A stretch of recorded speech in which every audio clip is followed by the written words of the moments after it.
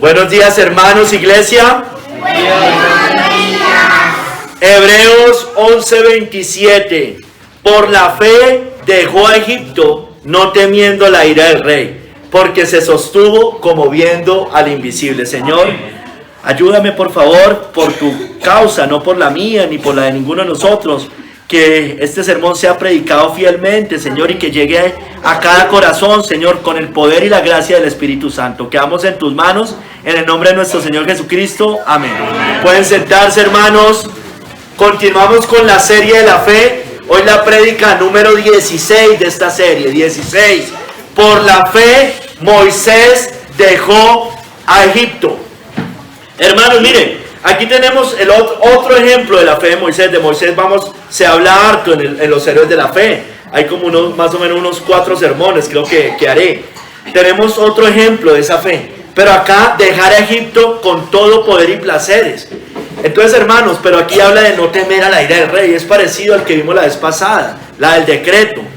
Sin embargo, sí es un poco diferente. Moisés dejó 2 veces Egipto, hermanos. 2 veces Egipto. La primera vez cuando huyó de Egipto a Madián después de matar al egipcio, eso lo vimos la última vez. Sin embargo, ahí dice que él huyó por temor, ¿no es cierto? Tuvo miedo.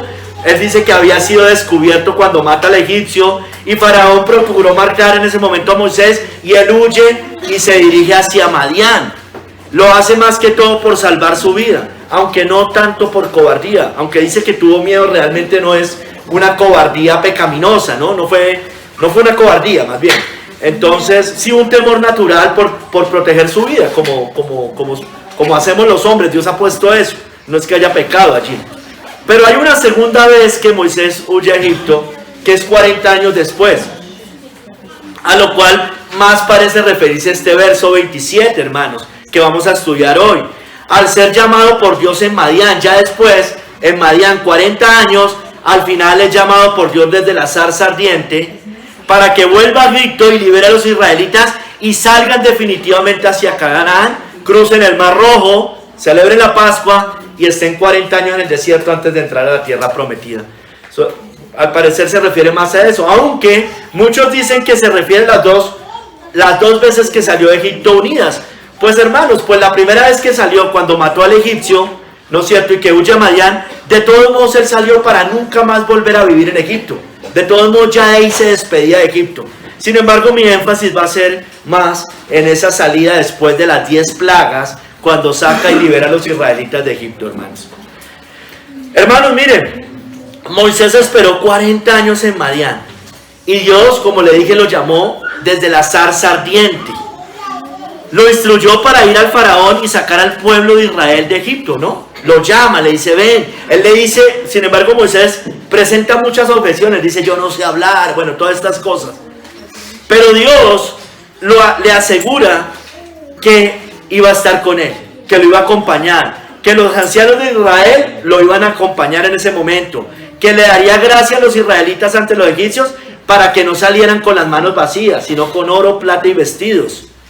Y que Moisés inclusive sacaría al pueblo con el poder de Dios, con gran despliegue de fuerza y poder, ¿no es cierto? Y que Aarón además lo iba a acompañar. Si su problema era que no sabía hablar tan bien, bueno, Aarón lo iba a acompañar como profeta. Hermano, después de todas estas instrucciones de Dios, Moisés se afirmó en la fe y se convierte en un hombre de fe que no temió al faraón para sacar a los israelitas de Egipto, para liberar a su pueblo. Entonces, hermano, dice Kistemaker que el verso 27 se refiere a las confrontaciones que Moisés tuvo con el faraón en su esfuerzo por obtener la libertad del pueblo de Dios, ¿no es cierto? Allá con las plagas, cuando faraón se endurece, etcétera, etcétera. Eso está desde Éxodo 7 a Éxodo 10, hermanos. Ahora vamos a ver algunas citas. Dice aquí que dejó a Egipto, hermanos. Específicamente en la culminación de varios eventos. Es decir, incluyendo la Pascua, que lo vamos a ver en el próximo sermón, que es en el verso 28 y está en Éxodo 12. Y no temieron la ira del rey.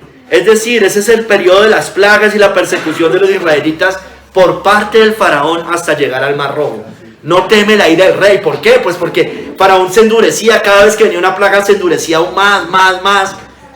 y estaba muy enfurecido porque los israelitas se iban y eran su mano de obra gratis, ¿no es cierto? Mano de obra barata, eran sus esclavos.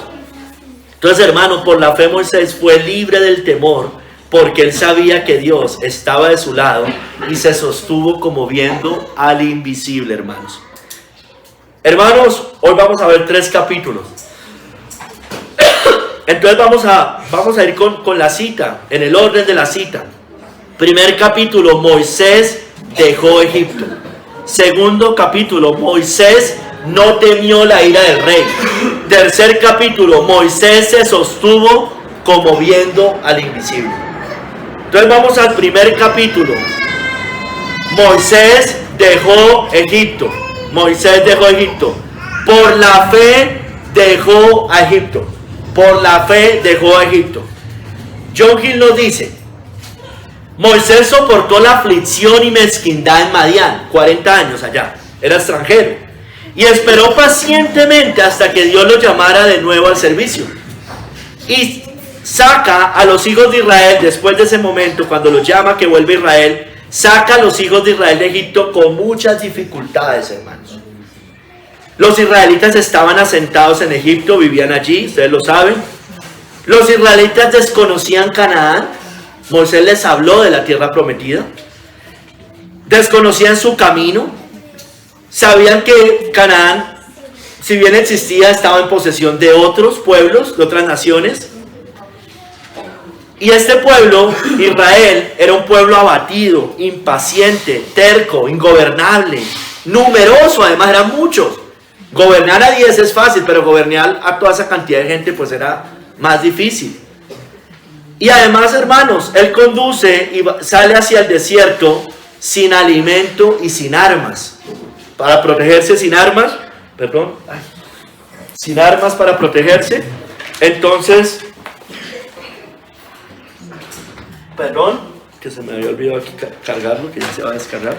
Entonces, hermanos, sale sin ninguna protección. Sale sin ninguna protección y sin ninguna provisión. Sí salen con oro, pero salen sin alimento y sin protegerse y sin armas para protegerse. Tuvo muchas dificultades también por parte del faraón y los egipcios. Ustedes saben que se les opusieron todo el tiempo. Pero finalmente Moisés los saca de allí con el botín en sus manos. Conocía Moisés la volubilidad y furia del faraón, y aún así lo sacó dejando a Egipto. Esto lo dice John Gill. Hermanos, entonces Moisés dejó Egipto. Les voy a recordar rápidamente algo que les dije en el sermón pasado sobre el resumen de la vida de Moisés, para que nos ubiquemos en qué momento es que Moisés lo saca a Egipto. Recuerden, está dividido en 3 partes. Los primeros 40 años, su vida en Egipto, como hijo de la hija del faraón, ¿no es cierto? Él nace en plena esclavitud de los hebreos, y es salvado de las aguas, etc. La hija del faraón lo adopta, crece en la corte egipcia, es educado como egipcio, como príncipe, y al final de ese tiempo, cuando va a salir, es porque mata a un hebreo, mata a un egipcio que maltrataba a un hebreo. Entonces él se da cuenta que ya se ha descubierto el hecho y huye de Egipto a Madián. Entonces algunos toman la salida de Moisés desde acá. Yo creo que no habría ningún problema en tomarla desde acá, entendiendo que ya Moisés desde aquí finalmente nunca vuelve a Egipto a vivir. Pero esos fueron los primeros 40 años.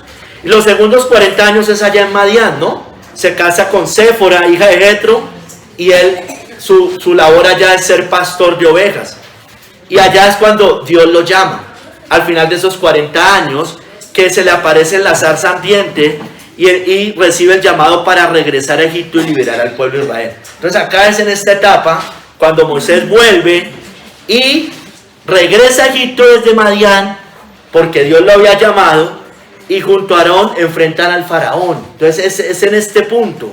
Entonces Dios allí, él los enfrenta, manda al Señor las 10 plagas, y él finalmente, por la mano poderosa de Dios, libera a los israelitas de Egipto. Eso es lo que se conoce como el Éxodo. Salen, celebran la Pascua y cruzan el Mar Rojo, y ya después son los 40 años en el desierto que Moisés conduce al pueblo, Sin embargo, Moisés muere a los 120 años, no entra a la tierra prometida, pero conduce al pueblo hasta las puertas de la tierra prometida. Moisés, ¿qué representa? Moisés no se condenó, Moisés no está en el infierno, Moisés representa la ley. Eso es lo que representa Moisés, ¿no es cierto? La ley no nos da salvación. La ley es un ayo para llevarnos a Cristo. Así como Moisés fue un ayo para llevar a los israelitas a la tierra prometida. Hermanos, pero entonces miremos. Moisés dejó Egipto, ¿no es cierto? Estamos en este primer capítulo.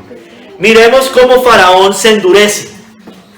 Ese endurecimiento de Faraón también muestra su ira contra ellos. Sin embargo, yo voy a hablar más de la ira en el segundo capítulo. Pero quiero dejar claro que ese endurecimiento de Faraón muestra su ira hacia Moisés, hacia Aarón y hacia los israelitas.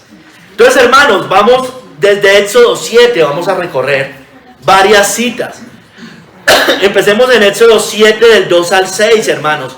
Dios manda a Moisés, es cuando Dios lo manda directamente, es cuando le hace el llamado a decirle a Faraón que libera a los israelitas y le advierte de la dureza del corazón que va a enfrentar. Le dice, mire, yo lo voy a mandar a Faraón, pero Faraón va a estar endurecido. O sea, ya se lo advierte. Leamos. Éxodo 7, 2 al 6. Tú dirás todas las cosas que yo te mande. Y Aarón, tu hermano, hablará a Faraón para que deje ir de su tierra a los hijos de Israel. Y yo endureceré el corazón de Faraón y multiplicaré en la tierra de Egipto mis señales y mis maravillas. Y Faraón no os oirá, mas yo pondré mi mano sobre Egipto y sacaré a mis ejércitos, mi pueblo, los hijos de Israel, de la tierra de Egipto, con grandes juicios, anunciando las 10 plagas. Y sabrán los egipcios que yo soy Jehová, cuando extienda mi mano sobre Egipto y saque a los hijos de Israel de medio de ellos.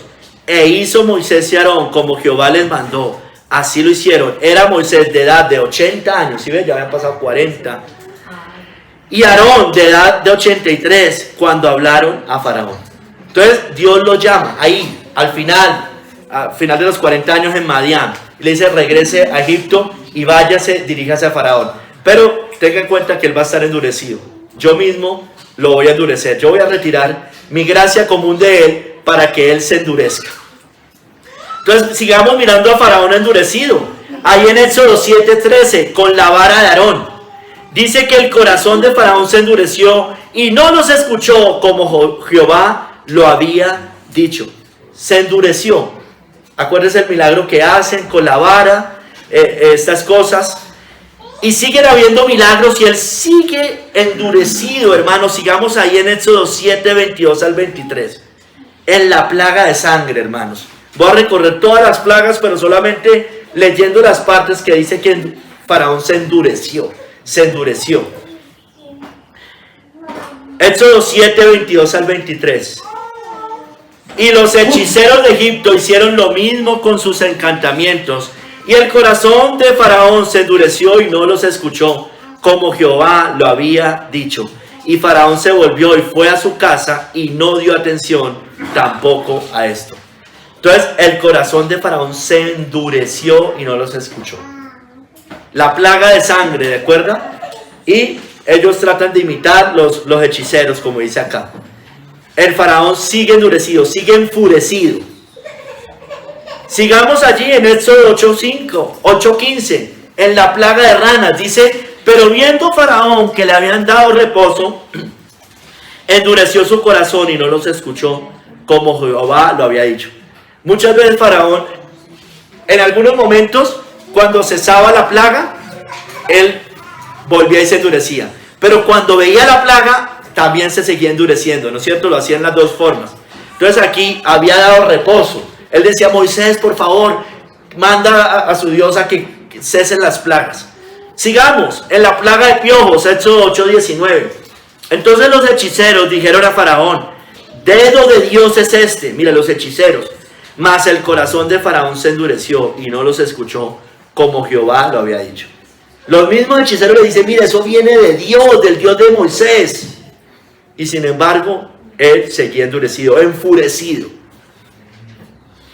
En la plaga de moscas, hermanos, Éxodo 8, 31 al 32, Jehová hizo conforme a la palabra de Moisés y quitó todas aquellas moscas de Faraón, de sus siervos y de su pueblo, sin que quedara una. Mas Faraón endureció aún esta vez su corazón y no dejó ir al pueblo. Imagínense, sangre, plaga de sangre, los ríos llenos de sangre, plaga de ranas, plaga de piojos, plaga de moscas. Y nada, hermanos, imagínense el fastidio que debía haber sido eso, vivir en ese momento. Seguía en la plaga de ganado, Éxodo 9, 7. Entonces Faraón envió, y he aquí que del ganado de los hijos de Israel no había muerto uno. Mire, fuera eso, le muestra que estaba protegiendo a los israelitas. Mas el corazón de Faraón se endureció y no dejó ir al pueblo. De ellos, de los egipcios se ha muerto el ganado todo, pero de los israelitas no. Ellos eran pastores de ganado, ¿recuerdan? En la tierra de Gosén. Hermanos, el ganado se moría el ganado, las moscas, los piojos, las ranas, sangre. Y sigue más. Éxodo 9, del 11 al 12, plaga de úlceras. Y Faraón seguía endurecido, seguía enfurecido. Y los hechiceros no podían estar delante de Moisés a causa del sarpullido, porque hubo sarpullido en los hechiceros y en todos los egipcios. Pero Jehová endureció el corazón de Faraón y no los oyó, como Jehová lo había dicho a Moisés. Hermanos, lleno de llagas su cuerpo, con rasquiña, imagínense todo lo que seguía pasando, hermanos. Y Faraón endurecido contra el Señor, endurecido, lleno de rabia, lleno de ira contra Moisés y contra los israelitas. Y no dejó ir al pueblo. En la plaga de granizo, hermanos, también, Éxodo 9, 34 al 35. Y viendo a Faraón que la lluvia había cesado, miráis, otra vez da reposo, y el granizo y los truenos, se obstinó en pecar y endurecieron su corazón él y sus siervos. Y el corazón de Faraón se endureció y no dejó ir a los hijos de Israel, como Jehová lo había dicho por medio de Moisés. El corazón de Faraón se endureció, se irritó aún más, hermanos, y no le podía ir bien al Faraón, ¿no es cierto? Porque nadie que se endurece contra el Señor le puede ir bien. Pero sigamos. En la plaga de langostas, Éxodo 10, 19 al 20. Entonces Jehová trajo un fortísimo viento occidental y quitó la langosta y la arrojó en el mar. Ni una langosta quedó en todo el país de Egipto. Pero Jehová endureció el corazón de Faraón y éste no dejó ir a los hijos de Israel. Seguía endurecido Faraón, Dios le quitaba su gracia y más enfurecido estaba, más endurecido. Sigamos en la novena plaga, en la plaga de tinieblas, Éxodo 10, 27 al 29. Pero Jehová endureció el corazón de Faraón y no quiso dejarlos ir. Y le dijo Faraón: retírate de mí, guárdate que no veas más mi rostro. Ya no soportaba más a Moisés, porque en cualquier día que vieres mi rostro morirás. Y Moisés respondió: bien has dicho, no veré más tu rostro.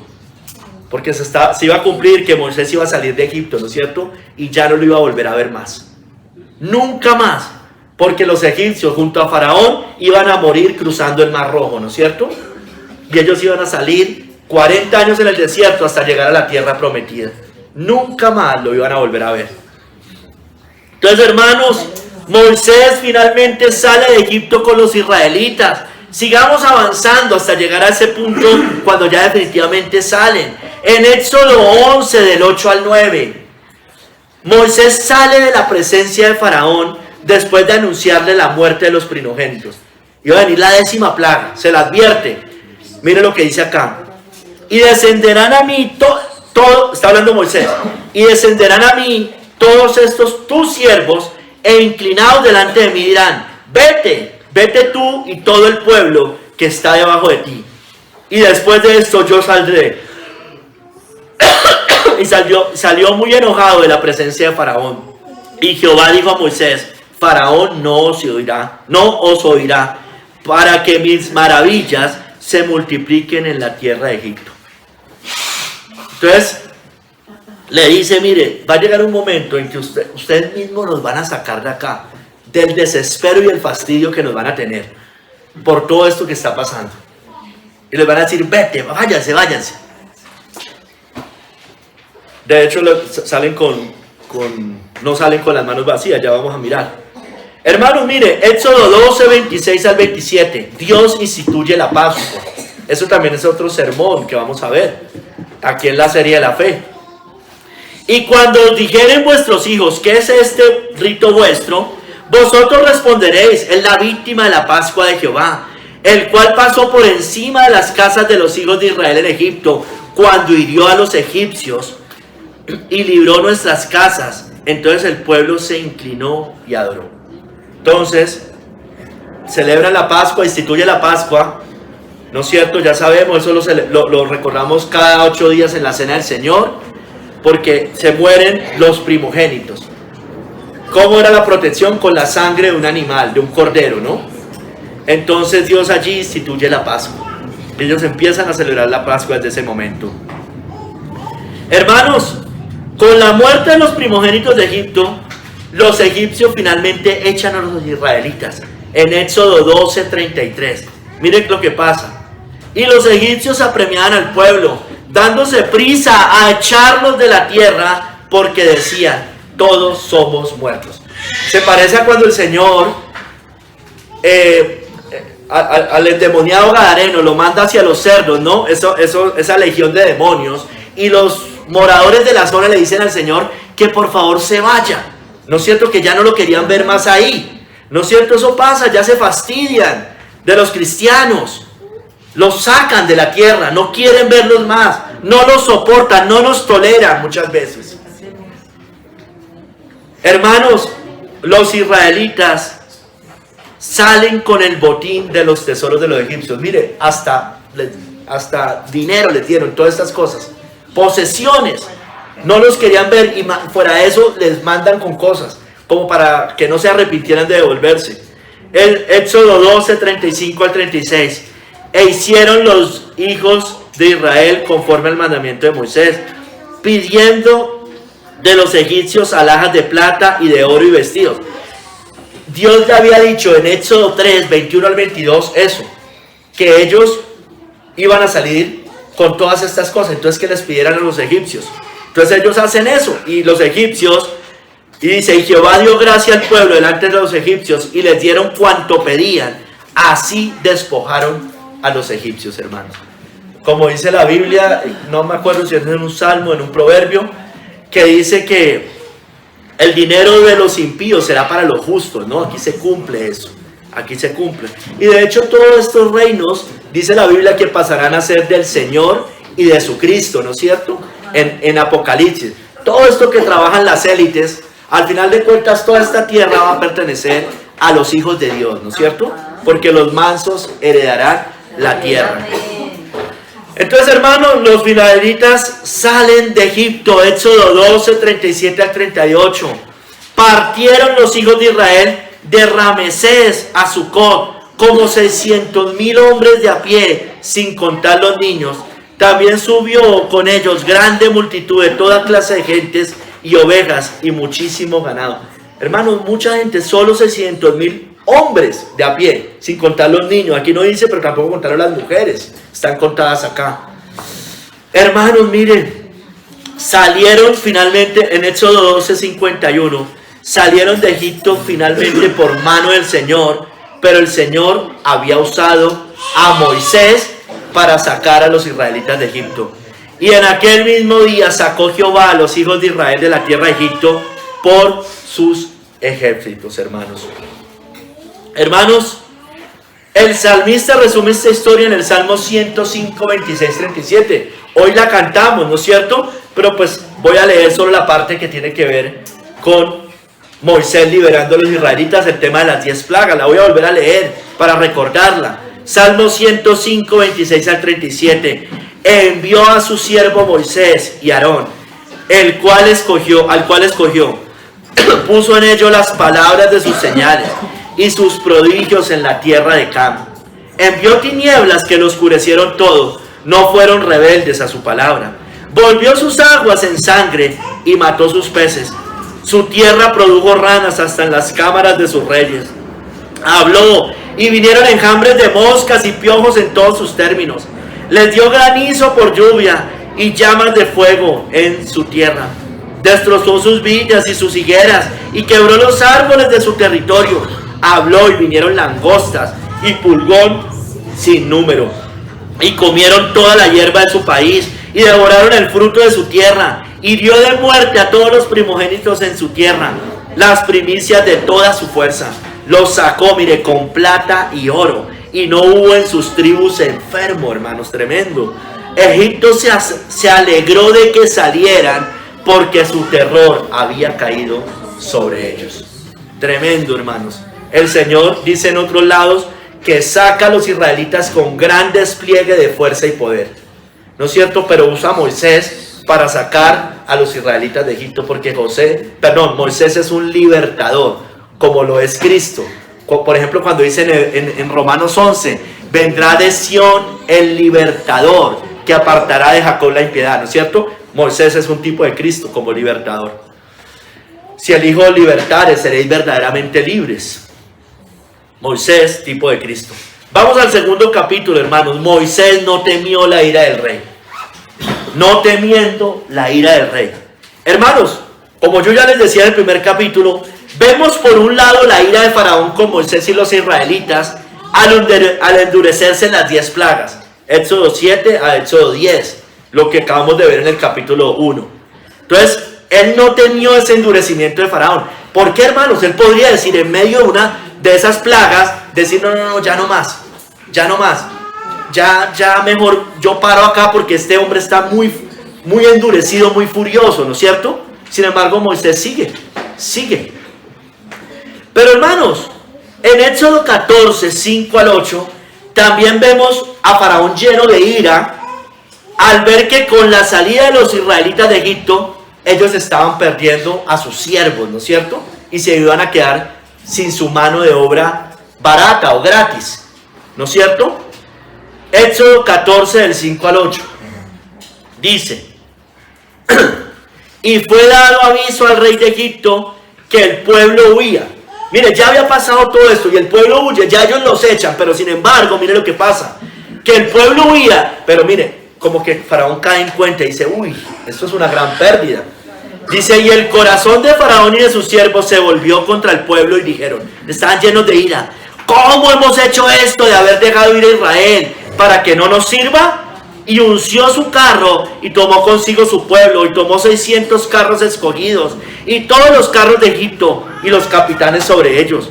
Y endureció Jehová el corazón de Faraón, rey de Egipto, y él siguió a los hijos de Israel, pero los hijos de Israel habían salido con mano poderosa.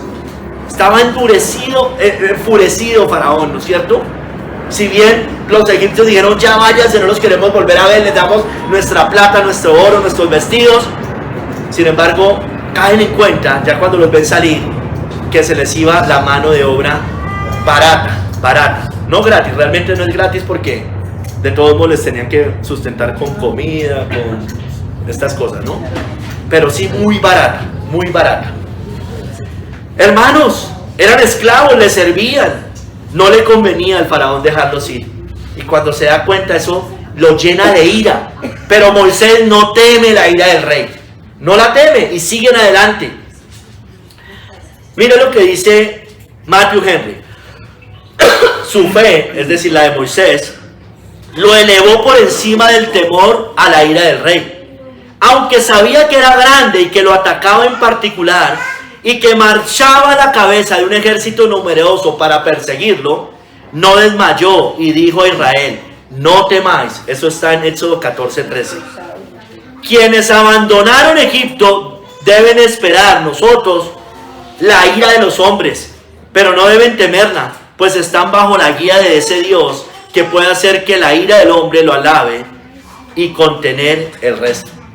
Cuando abandonamos el mundo, cuando abandonamos los planes familiares, nuestras familias, nuestros amigos del mundo, debemos temer la ira de esas personas. Se enfurecen, se endurecen, nos odian, nos desprecian. Como le pasó al peregrino cuando sale de la ciudad de la destrucción. su familia se enfurece contra él. Pero nosotros no debemos temer esas iras. Moisés no temió la ira del rey. Nosotros, ni siquiera los reyes, es que estén muy bravos con usted y conmigo, ¿no es cierto? Realmente son nuestras familias, nuestros círculos cercanos. Hermanos, hablemos de la ira del rey. La Biblia dice en Proverbios 16:14, estoy hablando de la ira del rey, y voy a poner ejemplos de iras de reyes en las escrituras. Pero primero miremos en Proverbios 16:14 lo que dice de la ira del rey. Dice allí que la ira del rey es mensajero de muerte, mas el hombre sabio la evitará. La ira del rey es mensajero de muerte. Hermanos, eso es concordante con Romanos 13 del 3 al 4, cuando dice que el magistrado está para infundir temor al que hace lo malo, ¿no es cierto? Entonces la ira del rey es mensajero de muerte, porque una ley del rey o del magistrado en general puede significar una cárcel o la pena de muerte, dependiendo de donde usted esté. Entonces es mensajero de muerte la ira del rey. El que hace lo malo debe temer. Dice allí en Romanos 13 que el magistrado lleva la espada, ¿no es cierto? Y que es vengador para castigar al que hace lo malo. Entonces por eso la ira del rey es mensajero de muerte.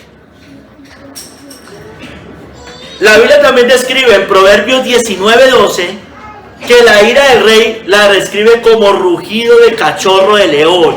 Es la ira del rey. Y su favor como el rocío sobre la hierba. Mire, como rugido de cachorro de león es la ira del rey. Hermanos, claro, porque castiga al malo. Y dice también que su favor como el rocío sobre la hierba, ¿no? Protege al bueno, al que hace lo bueno. Entonces, infunde temor al malo, como yo le digo. Pero dice que su favor como el rocío sobre la hierba. Dice, haz lo bueno y tendrás alabanza a ella, dice en Romanos 3. Claro, muchas veces los magistrados tienen leyes perversas y contra el Señor. Nosotros no debemos obedecer esas leyes. Y ahí pues tenemos temor, pero por una ley injusta, ¿no es cierto? Hermanos, pero miren lo que sigue diciendo, por ejemplo, en Proverbios 22 sobre la ira del rey. Dice que el que lo enfurece se acarrea problemas. El que enfurece al rey, al magistrado, al emperador, al príncipe, al que tiene, al juez. Dice como rugido, vuelve y lo dice, como rugido de cachorro de león es el terror del rey. El que lo enfurece peca contra sí mismo. Peca contra sí mismo. Peca contra sí mismo. Hermanos, mire, por eso la Biblia dice que el magistrado está para castigar al que hace lo malo, ¿no es cierto? Y dice que debemos estar sujetos al magistrado, obviamente en solo lo que vaya conforme a la Biblia, pero por causa del castigo o por causa de la conciencia. Por eso aquí dice que el que lo enfurece peca contra sí mismo. Cuando yo voy en contra del magistrado de una ley justa y buena, pues estoy pecando contra mi conciencia. O también estoy yendo contra mí mismo porque me va a castigar. Hermanos, sigamos mirando ejemplos de la ira de reyes o de personas en inminencia. Aquí tengo un caso que no es un rey, pero es una persona, un líder de un pueblo pagano, Goliat. Dice la Biblia que Goliat se llenó de ira contra David por enfrentarlo. En 1 Samuel 17, 43 al 44 dice: dijo el filisteo a David: ¿soy yo perro para que vengas a mí con palos? Y maldijo a David por sus dioses. ¿No es cierto? Goliat estaba enfurecido con David. No podía soportar que una persona pequeña en estatura, sin armadura, sin nada de estas cosas, lo quisiera enfrentar. Entonces, eso llenó de ira a Goliat contra David por enfrentarlo, hermanos. Hermanos, cuando nosotros enfrentamos a los poderosos como iglesia de Cristo, no nos van a soportar, no nos van a tolerar. Eso es lo que pasa, hermanos. No nos toleran. No temamos, enfrentémonos como hizo David. Miren, en tiempos de Constantino, o previo a Constantino más bien, las 10 persecuciones, ¿no es cierto? Eso enfurecía porque los cristianos se multiplicaban cada vez más, ¿no es cierto? Y seguía un nuevo emperador y más furia contra los creyentes, contra los cristianos.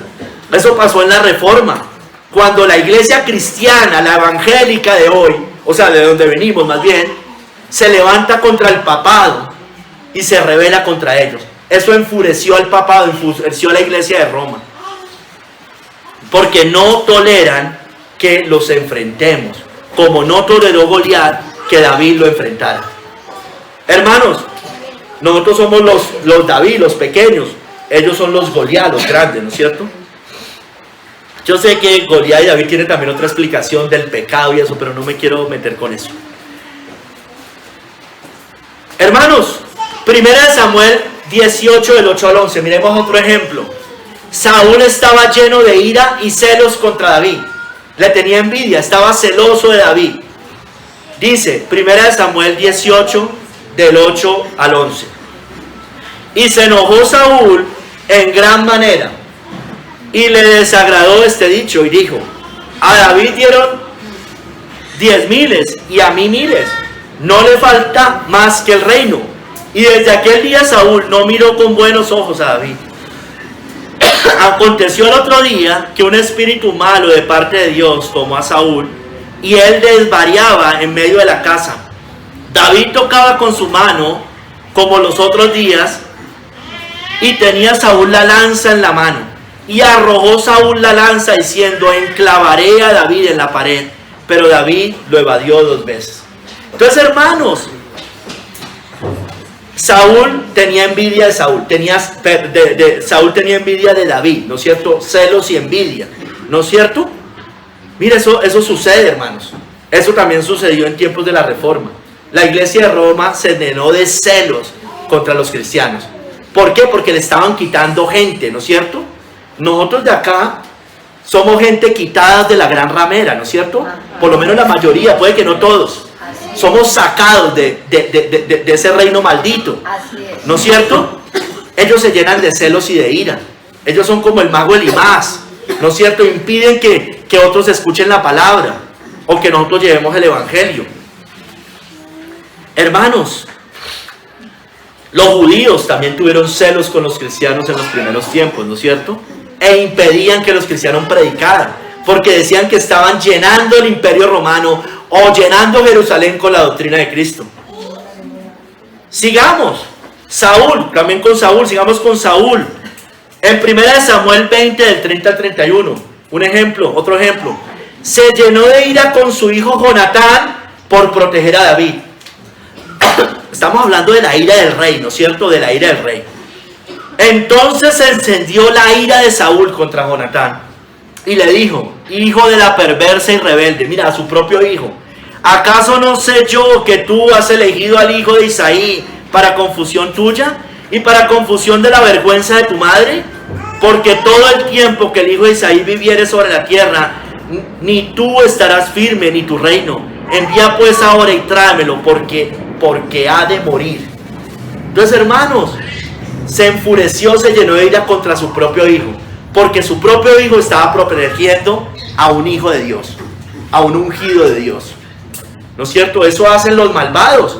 Cuando alguien por casualidad no llegue a defender, o personas que se compadecen con el pueblo de Dios, ellos también se llenan de ira contra ellos.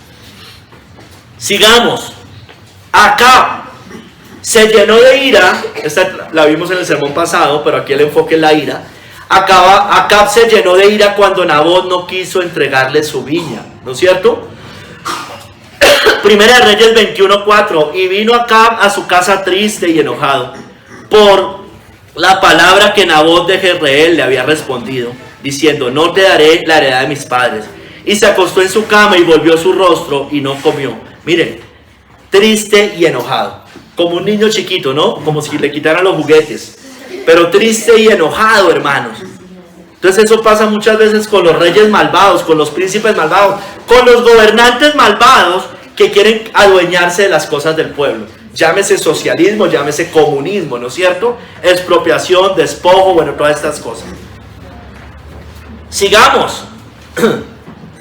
Daniel 3 del 13 al 15. Nabucodonosor se llenó de ira con los amigos de Daniel, con Sadrach, Mesach y Abednego. ¿Cuál fue la razón? Esto lo vimos en el último sermón. Por no obedecer su decreto de postrarse ante la estatua de oro que había levantado. Dice allá en Daniel 3, 13 al 15. Entonces Nabucodonosor dijo con ira y con enojo que le trajesen a Sadrach, Mesach y Abednego. Al instante fueron traídos estos varones delante del rey. ¿No es cierto? Después son echados al horno de fuego. Dice que lo calienta 7 veces más. ¿No es cierto? Hermanos, ¿por qué la ira de Nabucodonosor? Bueno, pues por desobedecer sus órdenes, ¿no? Cuando las órdenes son contrarias a las órdenes de Dios, hermanos, nosotros estamos obligados a desobedecer. ¿No es cierto?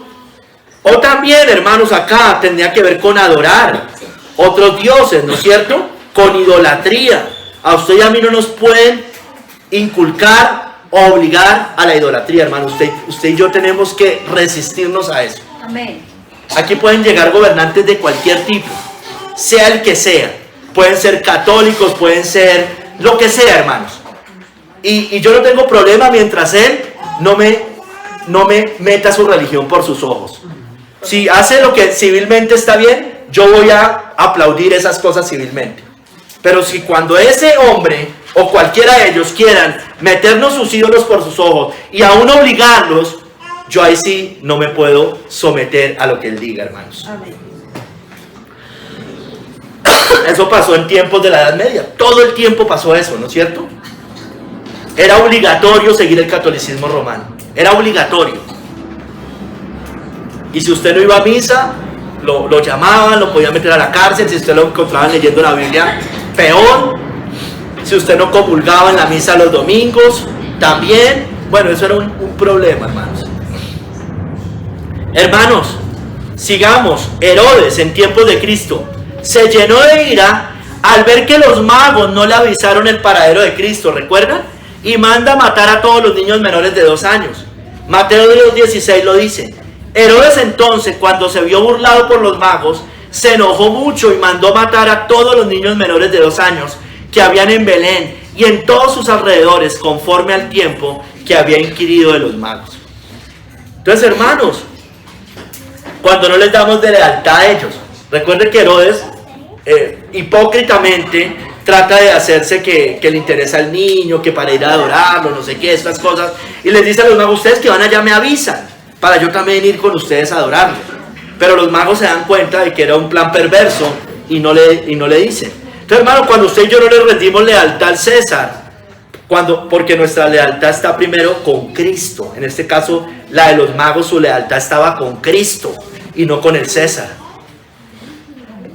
Hermanos, todos estos poderosos, todos estos reyes, de alguna manera son recogidos por la bestia.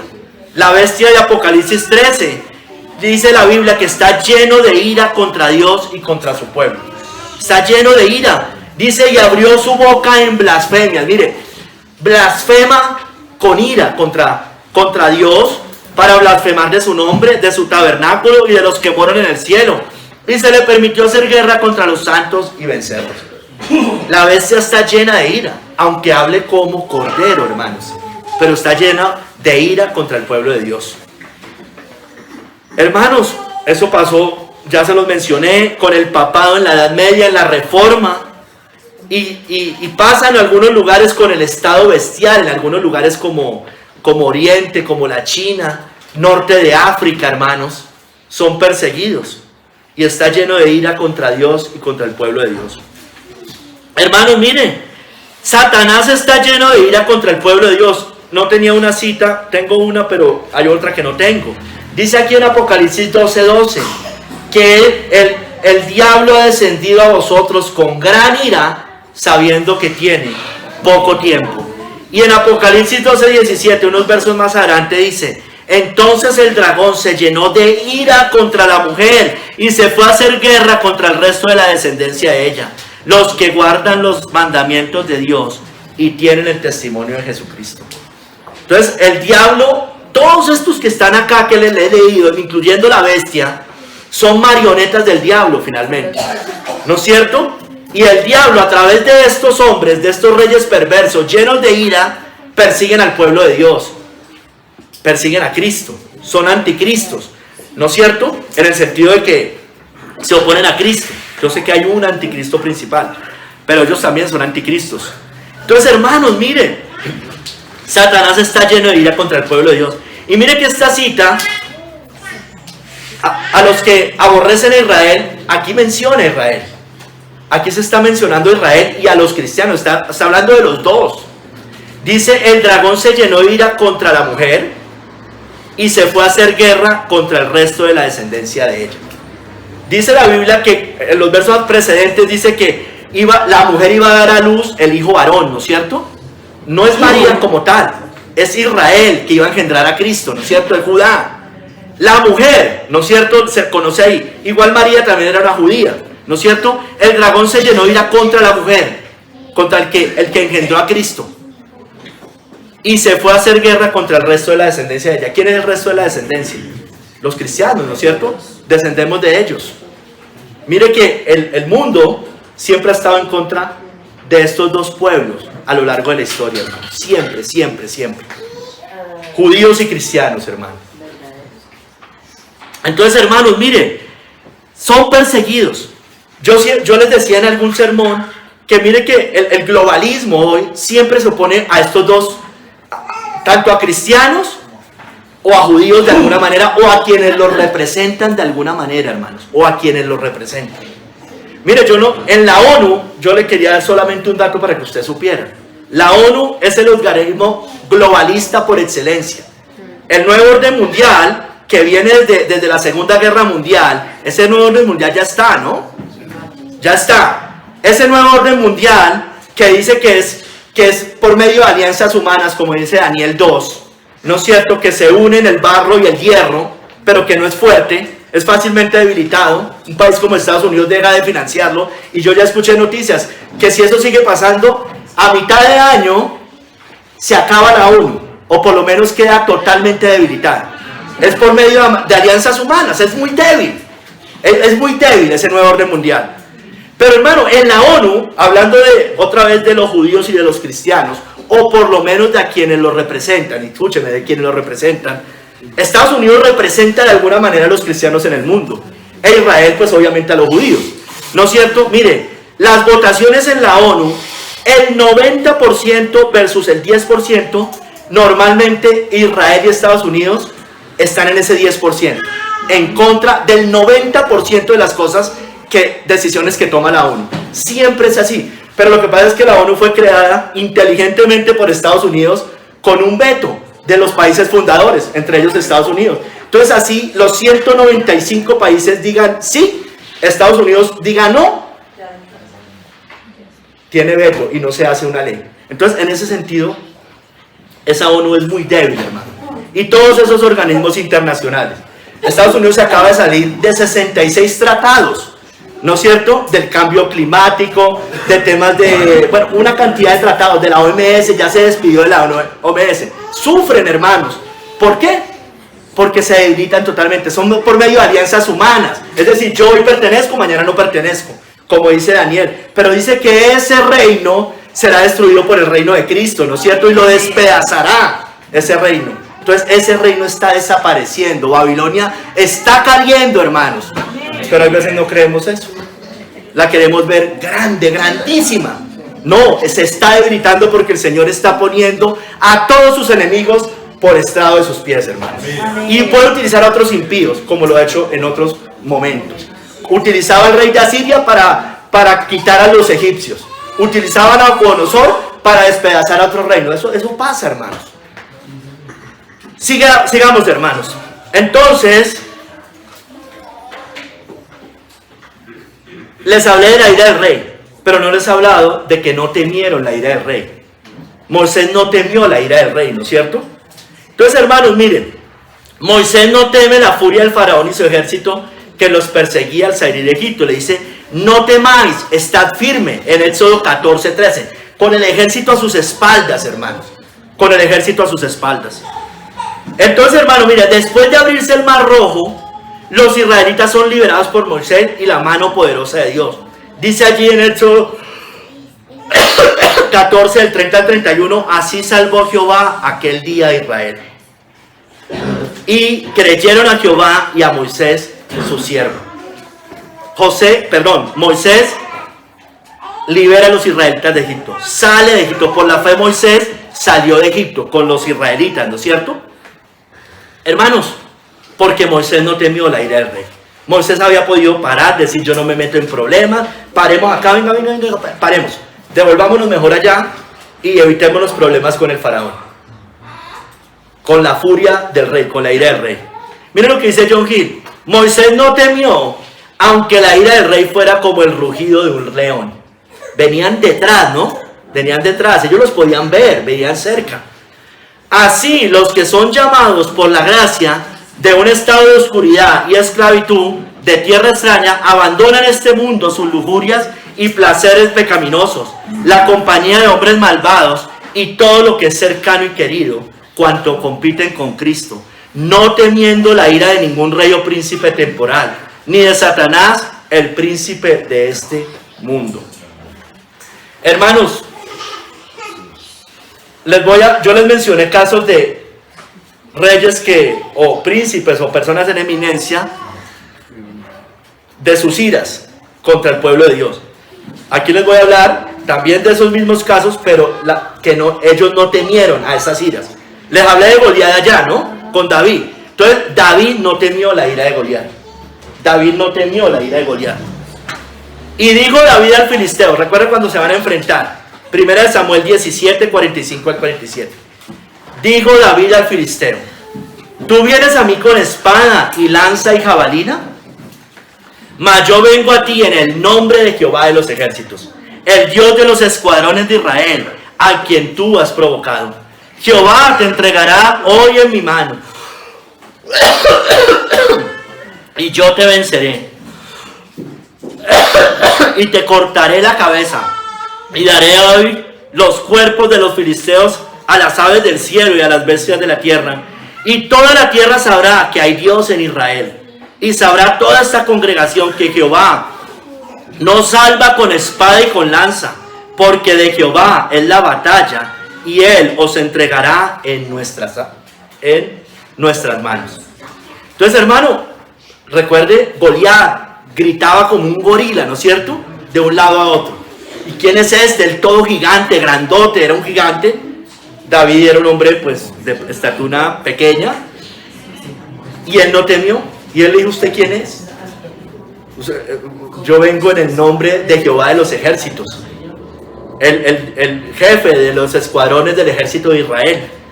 Hermanos, David no temió la ira de Goliat. Él sabía que su fuerza y victoria estaban en el Señor. Así nosotros, hermanos, debemos entender que la furia del infierno está sobre nosotros, sobre el pueblo de Dios, y las puertas del Hades no van a prevalecer sobre la iglesia, hermanos. Amén. Así como David no temió y sabía, y le dice que Jehová nos salva con espada y con lanza, porque de Jehová es la batalla y Él los entregará en nuestras manos. Las puertas del Hades no van a prevalecer sobre la iglesia. Hermanos, David no temió la ira celosa de Saúl. La ira celosa de Saúl. 1 Samuel 18, 14 al 16. David no temió la ira celosa de Saúl. Recuerden que Saúl le tenía celos y envidias a David. Y David no teme tampoco. Y David se conducía prudentemente en todos sus asuntos, y Jehová estaba con él. Y viendo Saúl que se portaba tan prudentemente, tenía temor de él. Mas todo Israel y Judá amaba a David, porque él salía y entraba delante de ellos. Él no temió. David siguió haciendo su labor. Dice, se conducía prudentemente en todos sus asuntos. Usted y yo, hermanos, no debemos estar abrumados por nuestros enemigos, ¿no es cierto? Debemos seguir caminando firmes, sin importar lo que esté a nuestro lado en ese sentido, obviamente. Seguir nuestro camino firme, como estaba David. David sabía que Saúl lo odiaba, y él seguía diligentemente en todos sus asuntos. No temió la ira celosa de Saúl. Jonatán, recuerde que Saúl estaba airado con Jonatán, pero Jonatán no temió la ira de su padre Saúl y desobedece su orden de traer a David para matarlo. Le había dicho que lo traiga para matarlo. Y mire lo que él responde. 1 Samuel 20, 32 al 33. Y Jonatán respondió a su padre Saúl y le dijo: ¿por qué morirá? ¿Qué ha hecho? Hablando de David. ¿Por qué morirá? ¿Qué ha hecho? Entonces Saúl le arrojó una lanza para herirlo, de donde entendió Jonatán que su padre estaba resuelto a matar a David. Entonces, hermanos, no podemos obedecer a una ley injusta, ¿no es cierto? Jonatán no obedeció a una ley injusta. Mira, esto es otro ejemplo del magistrado, de que no se puede obedecer al magistrado todo lo que diga, ¿no es cierto? Obedecemos a Dios antes que a los hombres. No la temió porque no obedecemos leyes injustas. Un médico cristiano no puede practicar un aborto, así pierda su trabajo, ¿no es cierto? Un cristiano no puede rendirse a los ídolos. Un abogado no puede hacer un fraude, ¿no es cierto? Un fraude para, por orden de un magistrado para alguna cosa de estas, ¿no es cierto? No podemos hacer ese tipo de cosas. Sigamos. Recuerden que acá estaba airado por Nabot, ¿no es cierto? Bueno, Nabal no temió la ira de Acab y muere apedreado por orden de Jezabel. Él había podido finalmente entregarle ni siquiera se la iba a comprar al principio, ¿no es cierto? Pero él finalmente no teme. Primera de Reyes 21, 12 al 13. Y promulgaron ayuno y pusieron a Nabot delante del pueblo. Vinieron entonces 2 hombres perversos y se sentaron delante de él. Y aquellos hombres perversos atestiguaron contra Nabot delante del pueblo diciendo: Nabot ha blasfemado a Dios y al rey. Y lo llevaron fuera de la ciudad y lo apedrearon y murió. Él, como cordero parecido a Cristo, fue llevado al matadero, ¿no es cierto? Y estaba tranquilo. Hermanos, él estaba cuidando la heredad de sus hijos y de su familia, que no deben ser del gobierno ni del Estado. Él estaba pensando en ellos, ni siquiera estaba pensando en él mismo. Él estaba pensando en su descendencia. Los amigos de Daniel no temieron la ira de Nabucodonosor, como vimos antes. Miren lo que le responde en Daniel 3, 17 al 19.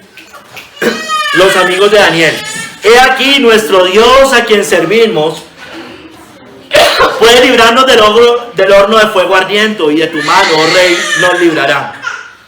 Y si no, sepas, oh rey, que no serviremos a tus dioses, ni tampoco adoraremos la estatua que has levantado. Entonces Nabucodonosor se llenó de ira y se demudó el aspecto de su rostro contra Sadrach, Mesach y Abednego, y ordenó que el horno se calentase 7 veces más de lo acostumbrado. Entonces los amigos de Daniel no temieron la ira de Nabucodonosor, porque ellos sabían que Dios podía librarlos si quería, o así no los librara, igual no iban a servir al Señor. Ellos no lo hacían por el resultado al final. Muchas veces nosotros podemos actuar con el Señor por el resultado. Hice tal cosa y si no me bendijo, entonces no lo vuelvo a hacer, ¿no es cierto? Pero ellos no pensaron así. Así muramos, yo voy a servir al Señor, no importa, no lo voy a obedecer a usted. Hermanos, no debemos temer la ira del diablo, hermanos. Todos estos son instrumentos de Satanás, como yo les decía. No debemos temer la ira del rey mayor, ¿no es cierto?, de ellos. Resistámoslo. Someteos pues a Dios, resistid al diablo y huirá de vosotros. Entonces Moisés resistió la ira del rey. Resistió también al diablo. Hermanos, el mundo teme la ira de los reyes en general, pero no teme al rey de reyes. Pero nosotros debemos hacer es al contrario, ¿no es cierto? Y no temáis a los que matan el cuerpo, mas el alma no pueden matar. Temed más bien a aquel que puede destruir el alma y el cuerpo en el infierno. Cuando usted obedece a Dios antes que a los hombres, usted le está diciendo eso a Satanás. Yo temo es a Jehová, al Señor, a Cristo, y no lo temo a usted. Hermanos, esos hombres, el mundo en general teme la ira de los reyes. Esos reyes malvados no temen al Señor, evidentemente. Pero un día todos ellos temerán, todos sin excepción, van a temer a la ira del Rey de Reyes, a la ira del Cordero. Apocalipsis 6, 16 al 17. Y decían a los montes y a las peñas: caed sobre nosotros y escondednos del rostro de aquel que está sentado sobre el trono y de la ira del Cordero, porque el gran día de su ira ha llegado, y ¿quién podrá sostenerse en pie? Ellos generaron terror al mundo, estos reyes malvados, en sus momentos. Hoy generan terror los tiranos, los más malvados, ¿no es cierto? Las élites generan terror al mundo. con sus falsas leyes o sus leyes perversas. El mundo los teme a ellos, el mundo no teme a Cristo, pero un día todos van a temer a Cristo, hermano, sin excepción, ¿no es cierto? El día de la, dice el día de la ira ha llegado, el día de la ira del Cordero, no va a llegar, tarde o temprano va a llegar ese día y nadie podrá sostenerse en pie. Nadie. Mire, Moisés se sostuvo en pie ante Faraón, ¿no es cierto? Y ante reyes muchas veces nos podemos sostener en pie, pero nadie podrá sostenerse en pie ante la ira del Rey de Reyes. Así es. Tercer capítulo. Moisés se sostuvo como viendo al invisible. Tercer capítulo. Moisés se sostuvo como viendo al invisible. Hermanos, por la fe Moisés fue libre del temor porque sabía que Dios estaba de su lado, ¿no es cierto? Se sostuvo como viendo al invisible. La presencia de Dios, en especial en los días difíciles de Moisés en Egipto, fortaleció su fe. Por las instrucciones de Dios, pudo perseverar en la fe y cumplir con su tarea de sacar al pueblo de Israel de Egipto. Entonces, hermanos, miren, Moisés, escúcheme bien lo que le voy a explicar. Dice que Moisés se sostuvo como viendo al invisible. Sin embargo, Moisés ya había tenido acercamientos con Dios, ¿no es cierto? Lo vio en la zarza ardiente, pero vio la zarza ardiendo, ¿no? Dios le habló reiteradamente que vaya y saque a su pueblo y se le presentaba varias veces. En el desierto dice la Biblia que el Señor hablaba con Moisés como un hombre habla con su amigo. Sin embargo, Dios realmente nunca lo vio literalmente de frente, ¿no? Dice que vio sus espaldas. Cuando dice que hablaba cara a cara, lo que está diciendo es que estaba con él en el mismo lugar hablando, digámoslo así, allí, pero no era que le viera la cara, el rostro a Dios, ¿no es cierto? Para que quede bien claro, porque nadie ha visto a Dios y quedar con vida. Lo máximo que vio fue sus espaldas o oyó su voz, o a través de una teofanía, que es la zarza ardiendo, ¿no? Entonces, hermanos, el invisible. El invisible. ¿Quién es el invisible? Pues evidentemente es el Dios Trino, a quien no vemos corporalmente, sino espiritualmente, ¿no es cierto? A quien no vemos en su esencia, sino en sus obras de creación y providencia. La Biblia dice, los cielos cuentan la gloria de Dios. Ahora, no vemos directamente a ese Dios Trino, pero sino que lo vemos a través de Cristo, por la fe, ¿no es cierto? No perfectamente, evidentemente ahora, sino cara a cara en el más allá, si lo vamos a ver. Un día lo veremos cara a cara, ahorita vemos oscuramente. Hermanos, Moisés lo vio, dice John Gill, visionaria y simbólicamente en la zarza. Lo vio por la fe y con los ojos de su entendimiento, y así creyendo en su poder, la fidelidad hizo que él no temiera la ira del rey. Hermano, la Biblia nos dice que Dios es invisible. En 1 Timoteo 1:17 dice, por tanto, al Rey de los siglos, inmortal, invisible, al único y sabio Dios, sea honor y gloria por los siglos de los siglos. Amén. A Dios nadie lo ha visto, hermanos. Nadie lo ha visto como es Él, realmente. Ahora, los que están en el cielo sí, obviamente, ya están con Él. 1 Timoteo 6:16 dice, el único que tiene inmortalidad, que habita en luz inaccesible, a quien ninguno de los hombres ha visto ni puede ver, al cual sea la honra y el imperio sempiterno. Amén. Entonces, hermanos, nadie ha visto a Dios. Dice la Biblia en otros pasajes que nadie lo ha visto y quedar con vida, ¿no es cierto? Pero, hermanos, aunque Dios es invisible, el mundo vio su imagen, ¿no es cierto? A Cristo, ¿no es cierto? Cristo es la imagen del Dios invisible. El mundo vio a Cristo como Dios hombre, la imagen del Dios invisible. Dice, Él es la imagen del Dios invisible, el primogénito de toda creación. Entonces nosotros, sin embargo, escúcheme bien, los que vieron a Cristo, me voy a cuidar de lo que voy a decir porque de todos modos también lo dice allí más adelante Matthew Henry, lo vieron imperfectamente, hermanos. Como hombre, ni siquiera en cuerpo glorificado. Bueno, después de que resucita, sí. Cristo tenía su debilidad natural como hombre, ¿no es cierto? Ahora, Cristo era perfecto, yo no estoy diciendo que no. Me refiero en el tema humano, ¿no es cierto? En la parte humana. Era imperfecto, él se cansaba, lloró, tenía hambre. Eso muestra la imperfección del ser humano, la debilidad del ser humano. Pero hermanos, solo por Cristo podemos hoy ver al Dios invisible por la fe. Jesús dijo, ¿tanto tiempo haces que estoy con vosotros y no me has conocido, Felipe? El que me ha visto a mí, ha visto, así dice la Biblia, el que me ha visto a mí, ha visto al Padre. ¿Cómo pues dices tú, muéstranos al Padre? Muchos quieren ver a Dios, que se les aparezca. Bueno, ya está Cristo, hermanos. Por la fe vemos al Padre, por Cristo. Les decía, también podemos, aunque Dios es invisible, también lo podemos ver por las obras de la creación. Romanos 1:20, porque las cosas invisibles de Él, su eterno poder y deidad, se hacen claramente visibles desde la creación del mundo, siendo entendidas por medio de las cosas hechas, de modo que no tienen excusa. Entonces, hermanos, las cosas invisibles de Dios, Dios es invisible, las podemos entender y ver a través de la creación, hermanos. La creación grita que hay un creador, grita, lo proclama por todo lugar. No proclama, por favor, apaguen el micrófono, ya. Entonces, ellas muestran su gloria. La creación no, el obstinado ve la creación y dice, no hay Dios, ¿no es cierto? Es increíble, pero la creación nos muestra que hay un creador. Esto es muy perfecto, hermanos, para haber sido creado de la nada.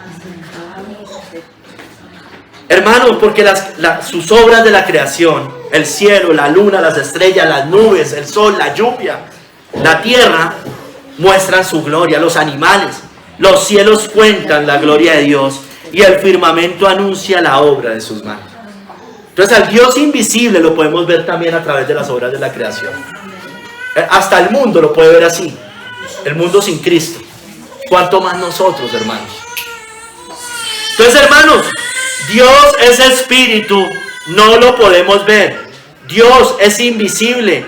Y hermanos, y Dios dijo, escúcheme bien esto que les voy a decir. Hermanos, le toca retirarse un poquito, hermano, porque no nos deja aquí a escuchar. Dios es espíritu, hermanos, no lo podemos ver. Dios es espíritu, no lo podemos ver.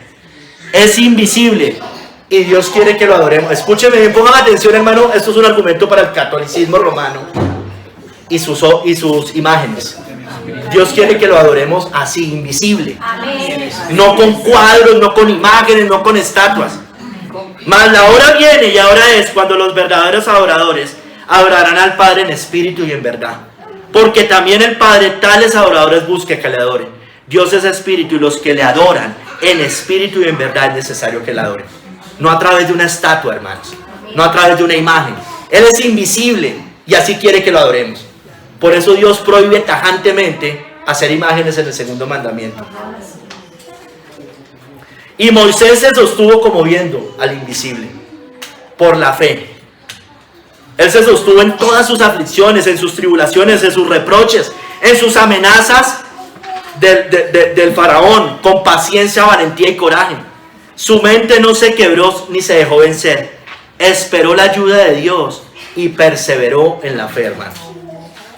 Dice Matthew Henry, Moisés soportó con valor invencible todo peligro y fatiga de su trabajo, que era bien grande, hermanos, liberar a los israelitas, un pueblo grande, pero testarudo y obstinado.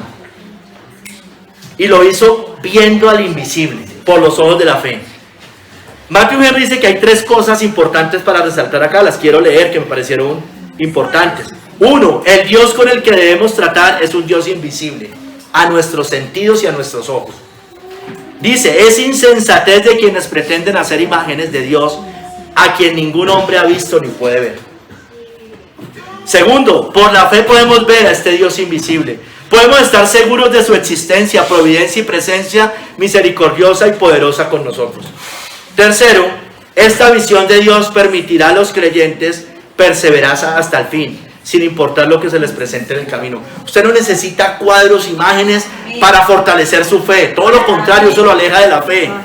Usted necesita esa fe de Moisés como viendo lo invisible, y eso sí nos ayuda a perseverar, porque la fe es la certeza de lo que se espera y la convicción de lo que no se ve. Hermanos, Abraham también vio lo invisible, a Cristo por la fe. Juan 8:56. Abraham vuestro padre se gozó de que había de ver mi día, y lo vio y se gozó. Vio a Cristo por la fe, ¿no es cierto? Allá en el futuro, al invisible. David también vio a Cristo delante suyo, por la fe y al invisible. Mire, eso está en el Salmo 16:8. Y en Hechos 2:25 citan el Salmo 16:8 para hablar de Cristo, hermanos. Hablando que el Salmo 16 habla de Cristo. Porque David dice de él: veía al Señor siempre delante de mí, porque está a mi diestra, no seré conmovido. Esa cita la utilizan en Hechos para decir que era Cristo. Viene hablando de Cristo y para decir que era Cristo. Veía al Señor siempre delante de mí, es Cristo, es el Hijo de Dios, la segunda persona de la Trinidad. Hermanos, miramos a Cristo hoy invisible a nuestros ojos para correr la carrera que tenemos por delante, como dice Hebreos 12, del 2 al 3. Miramos al invisible, puestos los ojos en Jesús. Ahí no estamos viendo nada, ¿no es cierto? Físicamente. Y nos dice puestos los ojos en Jesús, bueno, del invisible, hoy a nuestros ojos. El autor y consumador de la fe, el cual por el gozo puesto delante de él sufrió la cruz, menospreciando el oprobio, y se sentó a la diestra del trono de Dios. Considerad aquel que sufrió tal contradicción de pecadores contra sí mismo, para que vuestro ánimo no se canse hasta desmayar. Puesto los ojos en Jesús, considerad aquel, al invisible, hermanos, hoy invisible para nosotros. Hermanos, lo miramos y amamos a Cristo, al invisible, sin haberlo visto, evidentemente. Usted y yo no lo vimos, los que estuvieron allá sí lo vieron, ¿no es cierto? Pero nosotros no. Para que en diversas pruebas por las cuales el Señor nos va a pasar, sea probada nuestra fe como el oro, hermanos, y obtengamos la salvación definitiva de nuestras almas. Recuerden que el Señor nos salvó, el Señor nos está salvando, y el Señor nos salvará definitivamente. Amén. Hermanos, ahora a quien amáis sin haberle visto, en quien creyendo, aunque ahora no lo veáis, os alegráis con gozo inefable y glorioso, obteniendo el fin de vuestra fe, que es la salvación de vuestras almas. Nos salvó, nos está salvando y nos salvará definitivamente, hermanos. Hermanos, ahora no vemos al invisible, pero un día sí lo veremos plenamente, porque ahora vemos por espejo, oscuramente, mas entonces veremos cara a cara. Ahora conozco en parte, pero entonces conoceré como fui conocido. Hermanos, pongamos nuestra mirada en el Dios invisible. Si puedes haber resucitado con Cristo, buscar las cosas de arriba donde está Cristo sentado a la diestra de Dios. Poner la mira en las cosas de arriba, no en las de la tierra. Amén. Eso hizo Moisés, hermanos. Se sostuvo como viendo al invisible. Puso su mirada en las cosas de arriba, no en las de la tierra. Hermanos, mire, para cerrar. Cuando usted y yo hemos decidido seguir al Señor, no debemos temer a la posición que se nos levante, como Moisés no temió. Porque Jehová es mi luz y mi salvación. ¿De quién temeré? Jehová es la fortaleza de mi vida.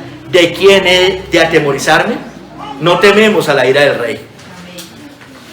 Hermanos, por siglos, por milenios, los cristianos tuvieron que enfrentar la ira de reyes, de emperadores, de príncipes, de papas, de cardenales. Los cristianos fueron puestos ante magistrados y autoridades y no temieron dar razón de la esperanza que había en ellos. En ellos se cumple Lucas 12 del 11 al 12. En esos cristianos se cumplió Lucas 12 del 11 al 12. Cuando lleven a las sinagogas y ante los magistrados y las autoridades, no os preocupéis, es decir, no teman.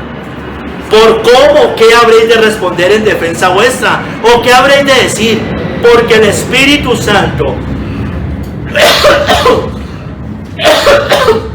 os enseñará en esa misma hora lo que se debe decir. En ellos se cumplió esta palabra. Y nosotros, hermanos, debemos hacer lo mismo, hermanos, si nos llega a pasar cosas similares. Si nos llevan ante Reyes y gobernantes, no nos preocupemos, no temamos. El Espíritu Santo nos va a guiar. Eso sí, preparémonos desde ya, no piense prepararse en ese momento. Porque el cristiano está preparado, está preparado para dar defensa a todo aquel que demande la esperanza que hay en nosotros. Así es. O sea, esto de que el Espíritu Santo hablará no es para un cristiano que no estudie la Biblia. Doctor, eso es imposible que esté diciendo algo así.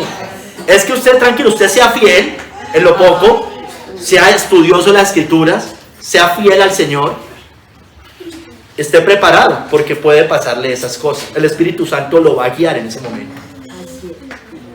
Hermanos, los cristianos de antaño, y hoy hay muchos también, afrontaron destierros, despojos, hambre, cárcel, torturas, martirios. Su fe por Cristo los hizo más que vencedores por medio de aquel que los había amado. Y su amor por el Señor echó fuera el temor, porque el amor echa fuera el temor. Eligieron, mire, escúcheme bien, y eso deberíamos elegir nosotros, la ira del rey terrenal antes que la ira de Dios. ¿No es cierto? Preferible la ira del rey terrenal que la ira de Dios. Hermanos, no debemos temer a los reyes terrenales, que solo pueden matar el cuerpo, pero no el alma. Debemos temer a aquel que puede echar las almas al infierno. Mateo 10:28. Si en lo poco, hermanos, no somos fieles con el Señor, si fácilmente nos amedrentamos por nuestra familia y conocidos, ¿cómo lo haremos en una persecución mayor? Bíblicamente eso no va a pasar, yo ya se lo he dicho muchas veces. Es que hay gente que cree que ahí sí se va a volver valiente. Y si usted no es valiente en lo poco, en lo mucho no lo va a hacer. La Biblia dice eso, hermanos. Dice eso. Hermanos, tengamos puesta nuestra mirada en lo que no vemos, en el Dios invisible. No mirando nosotros las cosas que se ven, sino las que no se ven. Pues las cosas que se ven son temporales, pero las que no se ven son eternas. 2 Corintios 4:18. Hermanos, como Moisés, consideremos a Cristo como lo realmente valioso, precioso. La perla de gran precio, el tesoro escondido, pero también el cordero inmolado, el glorioso Salvador y su reino que permanecen por los siglos y por la eternidad. Amén. Egipto y sus vanidades son pasajeras, hermano. Los reinos de la tierra son pasajeros. Los reyes son pasajeros. Los imperios son pasajeros. Babilonia, la gran Babilonia, es pasajera también. Todos ellos llevan a la condenación eterna. Cristo y su reino, en cambio, llevan a la vida eterna. No temamos a la furia del mundo y Satanás.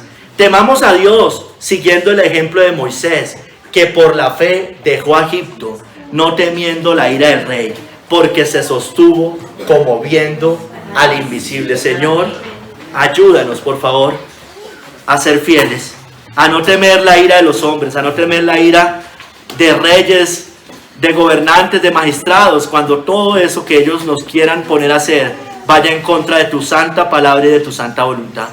Ayúdanos a ser fieles, ayúdanos a sostenernos como viendo al invisible, como hizo Moisés, como viéndote a ti sin haberte visto con nuestros ojos terrenales, pero que un día estamos seguros que te veremos cara a cara. Señor, ayúdanos a perseverar en la fe, a poner nuestra mirada en las cosas de arriba y no en las cosas de la tierra, a estar seguros de la certeza de lo que esperamos y la convicción de lo que aún no vemos. Te lo pedimos, Padre, en el nombre de nuestro Señor Jesucristo. Amén y amén.